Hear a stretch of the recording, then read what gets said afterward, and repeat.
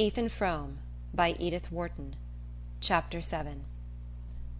Ethan went out into the passage to hang up his wet garments. He listened for Zeena's step, and not hearing it, called her name up the stairs. She did not answer, and after a moment's hesitation he went up and opened her door. The room was almost dark, but in the obscurity he saw her sitting by the window, bolt upright, and knew by the rigidity of the outline projected against the pane that she had not taken off her travelling dress. "Well, Zeena," he ventured from the threshold. She did not move, and he continued, "Supper's about ready. Ain't you coming?" She replied, "I don't feel as if I could touch a morsel." It was the consecrated formula, and he expected it to be followed, as usual, by her rising and going down to supper. But she remained seated, and he could think of nothing more felicitous than, "I presume you're tired after the long ride." Turning her head at this, she answered solemnly, "I'm a great deal sicker than you think." Her words fell on his ear with a strange shock of wonder. He had often heard her pronounce them before. What if at last they were true? He advanced a step or two into the dim room. "I hope that's not so, Zeena," he said. She continued to gaze at him through the twilight with a mien of wan authority, as of one consciously singled out for a great fate. "I've got complications," she said. Ethan knew the word for one of exceptional import.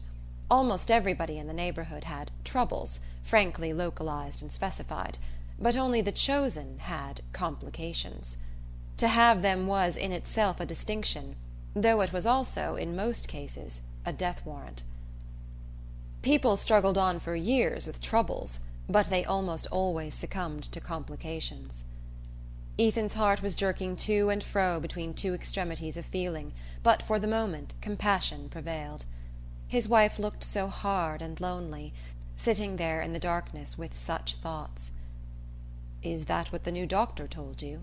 he asked, instinctively lowering his voice. "Yes.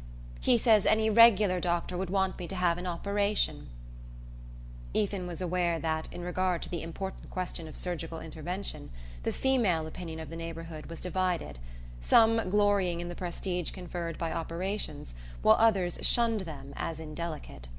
Ethan, from motives of economy, had always been glad that Zeena was of the latter faction. In the agitation caused by the gravity of her announcement, he sought a consolatory shortcut. "What do you know about this doctor, anyway? Nobody ever told you that before." He saw his blunder before she could take it up. She wanted sympathy, not consolation. "I didn't need to have anybody tell me I was losing ground every day. Everybody but you could see it. And everybody in Bettsbridge knows about Dr. Buck. He has his office in Worcester, and comes over once a fortnight to Shadd's Falls and Bettsbridge for consultations. Eliza Spears was wasting away with kidney trouble before she went to him, and now she's up and around, and singing in the choir." "Well, I'm glad of that. You must do just what he tells you," Ethan answered sympathetically. She was still looking at him. "I mean to," she said. He was struck by a new note in her voice.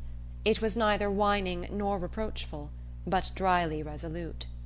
"What does he want you should do?" he asked, with a mounting vision of fresh expenses. "He wants I should have a hired girl. He says I oughtn't to have to do a single thing around the house." "A hired girl?" Ethan stood transfixed. "Yes, and Aunt Martha found me one right off. Everybody said I was lucky to get a girl to come away out here, and I agreed to give her $1 extra to make sure. She'll be over tomorrow afternoon." Wrath and dismay contended in Ethan. He had foreseen an immediate demand for money, but not a permanent drain on his scant resources.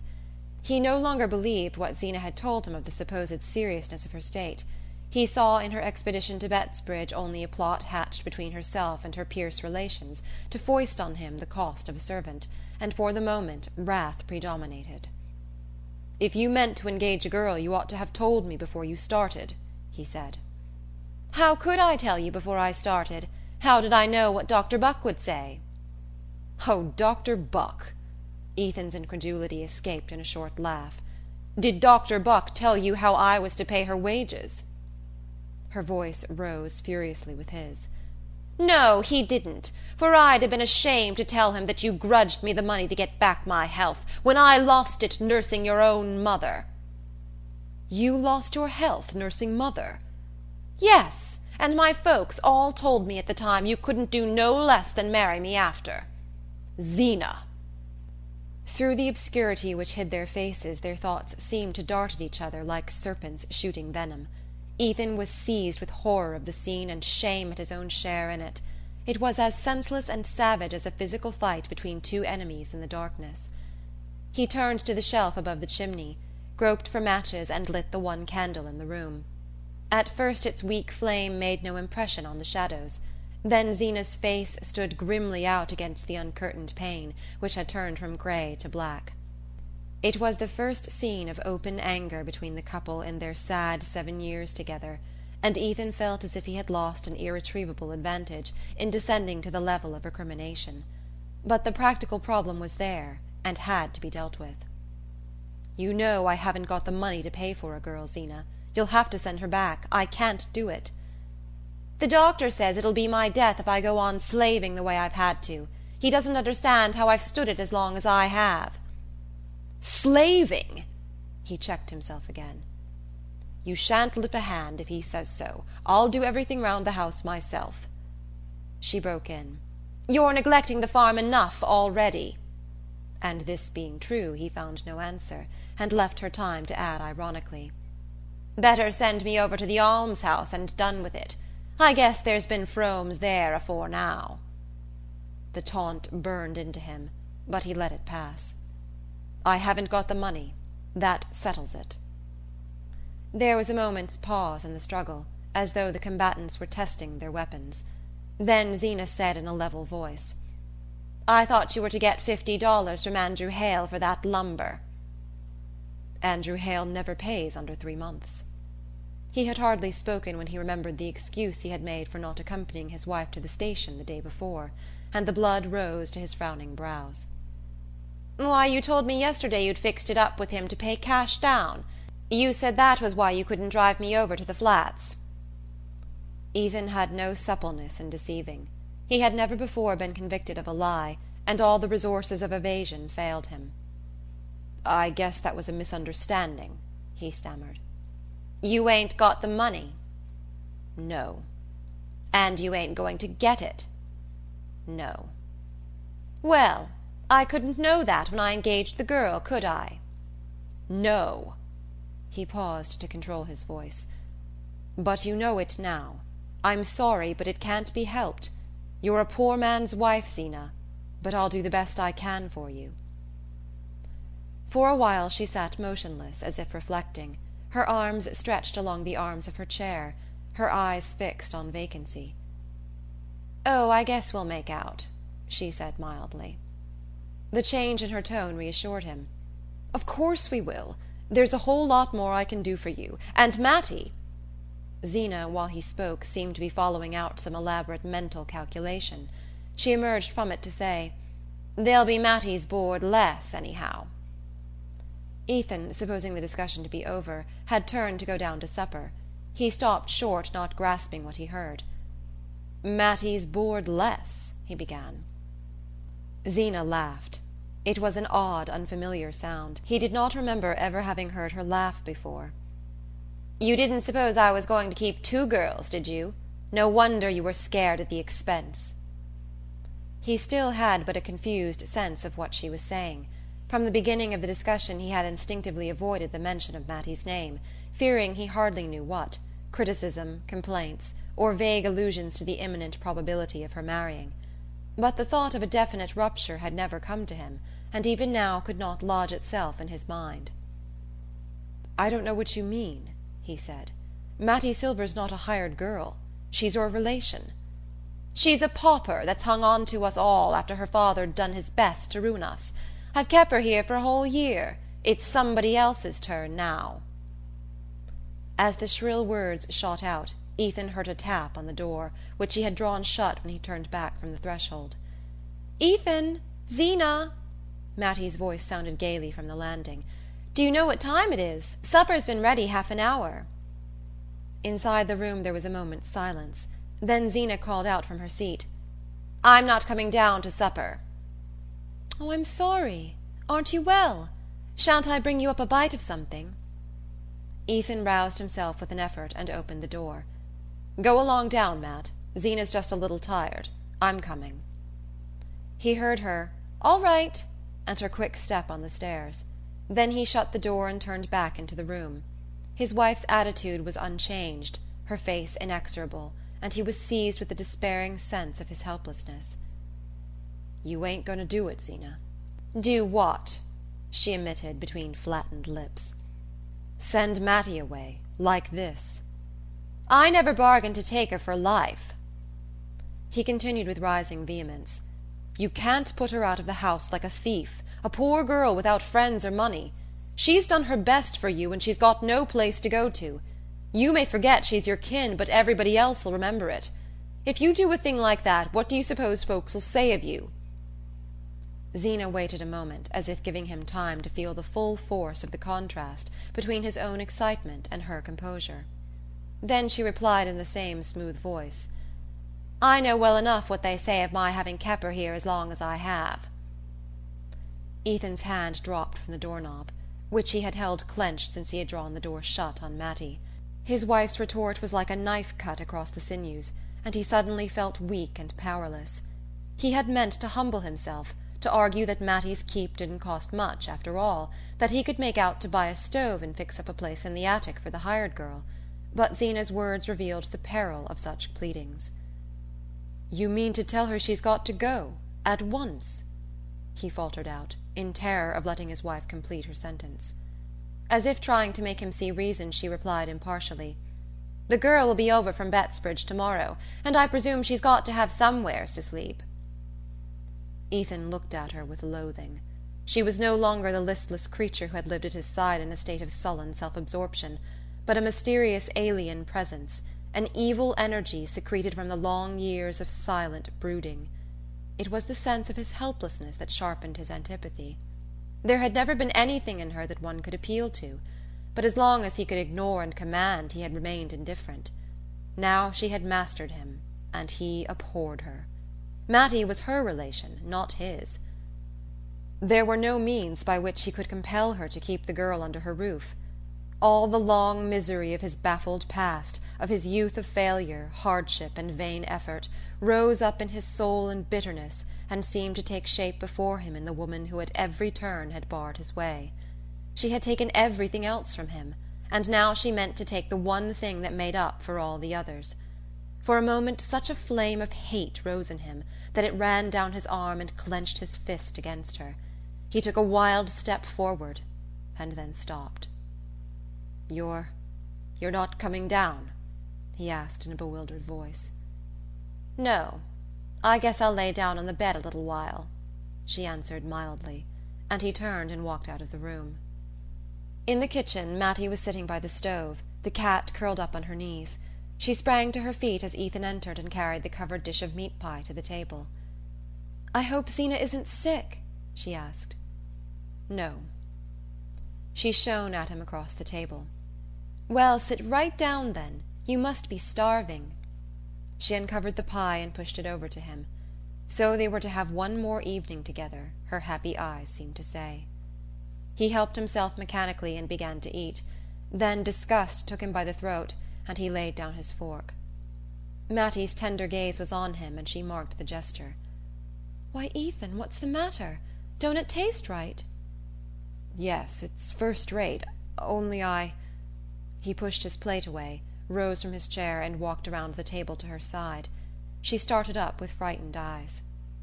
"Ethan, there's something wrong. I knew there was." She seemed to melt against him in her terror, and he caught her in his arms, held her fast there, felt her lashes beat his cheek like netted butterflies. "What is it? What is it?" she stammered. But he had found her lips at last, and was drinking unconsciousness of everything but the joy they gave him. She lingered a moment, caught in the same strong current. Then she slipped from him and drew back a step or two, pale and troubled. Her look smote him with compunction, and he cried out, as if he saw her drowning in a dream, "You can't go, Matt. I'll never let you." "Go? Go?" she stammered. "Must I go?"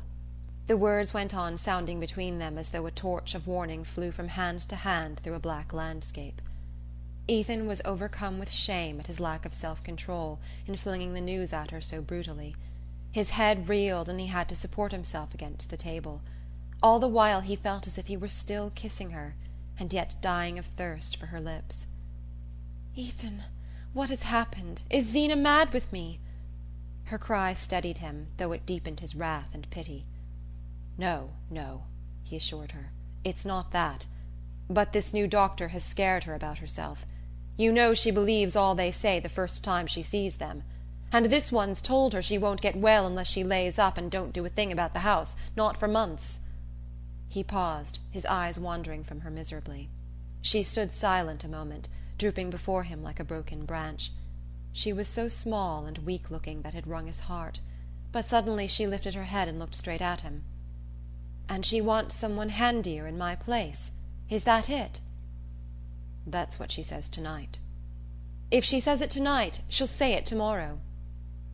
Both bowed to the inexorable truth. They knew that Zeena never changed her mind, and that in her case a resolve once taken was equivalent to an act performed. There was a long silence between them. Then Mattie said in a low voice, "Don't be too sorry, Ethan." "Oh, God, oh, God!" he groaned. The glow of passion he had felt for her had melted to an aching tenderness. He saw her quick lids beating back the tears, and longed to take her in his arms and soothe her. "You're letting your supper get cold," she admonished him with a pale gleam of gaiety. "Oh, Matt, Matt, where'll you go to?" Her lids sank and a tremor crossed her face. He saw that for the first time the thought of the future came to her distinctly. "I might get something to do over at Stamford," she faltered, as if knowing that he knew she had no hope. He dropped back into his seat and hid his face in his hands. Despair seized him at the thought of her setting out alone to renew the weary quest for work. In the only place where she was known, she was surrounded by indifference or animosity. And what chance had she, inexperienced and untrained, among the million bread-seekers of the cities? There came back to him miserable tales he had heard at Worcester, and the faces of girls whose lives had begun as hopefully as Mattie's. It was not possible to think of such things without a revolt of his whole being. He sprang up suddenly. "You can't go, Matt. I won't let you. She's always had her way, but I mean to have mine now." Mattie lifted her hand with a quick gesture, and he heard his wife's step behind him. Zeena came into the room with her dragging down at the heel step, and quietly took her accustomed seat between them. "I feel a little mite better, and Dr. Buck says I ought to eat all I can to keep my strength up, even if I ain't got any appetite," she said in her flat whine, reaching across Mattie for the teapot. Her good dress had been replaced by the black calico and brown knitted shawl which formed her daily wear, and with them she had put on her usual face and manner. She poured out her tea, added a great deal of milk to it, helped herself largely to pie and pickles, and made the familiar gesture of adjusting her false teeth before she began to eat. The cat rubbed itself ingratiatingly against her, and she said, "Good pussy," stooped to stroke it, and gave it a scrap of meat from her plate. Ethan sat speechless, not pretending to eat, but Mattie nibbled valiantly at her food and asked Zeena one or two questions about her visit to Bettsbridge. Zeena answered in her everyday tone, and, warming to the theme, regaled them with several vivid descriptions of intestinal disturbances among her friends and relatives. She looked straight at Mattie as she spoke, a faint smile deepening the vertical lines between her nose and chin. When supper was over she rose from her seat and pressed her hand to the flat surface over the region of her heart. "That pie of yours always sets a mite heavy, Matt," she said, not ill-naturedly. She seldomly abbreviated the girl's name, and when she did so it was always a sign of affability. "I've a good mind to go and hunt up those stomach powders I got last year over in Springfield," she continued. "I ain't tried them for quite a while, and maybe they'll help the heartburn." Mattie lifted her eyes. "Can't I get them for you, Zeena?" she ventured. "No, they're in a place you don't know about," Zeena answered darkly, with one of her secret looks. She went out of the kitchen, and Mattie, rising, began to clear the dishes from the table. As she passed Ethan's chair their eyes met and clung together desolately. The warm, still kitchen looked as peaceful as the night before. The cat had sprung to Zeena's rocking-chair, and the heat of the fire was beginning to draw out the faint, sharp scent of the geraniums. Ethan dragged himself wearily to his feet.